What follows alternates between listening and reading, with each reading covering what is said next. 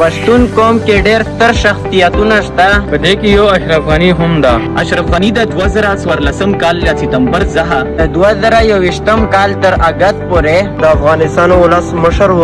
کله چې طالبانو لخوا د هغه حکومت نسکور شو. اشرف غنی د افغانستان په لګر کې ژوندل دي. هغه په 1983 کې د کولمبیا پونتون څخه په کلتوري انټرپریولوژي کې پی ایچ ډي ترلاسه کړه. په 1983 کې تاسو د نړیوال بانک سره یوازې شو. په 2001 کال کې د طالبانو له حکومت نسکورېدو وروسته بیرته افغانستان ته راغی او د کابل پونتون په ریس په توګه دنده ترسره کړه. هغه په 2014 کال کې د افغانستان ولس مشر شو. اشرف غنی بابا په خپل حکومت کې ډېر پوره اختیاره کارونه کړي دي. غنی بابا ډېر زړور سړی ده. غنی بابا له خپل وطن سره ډېره مینه لري. تاسو حتی د افغانستان د خلکو په سولې په خاطر خپل حکومت نسکور کړو.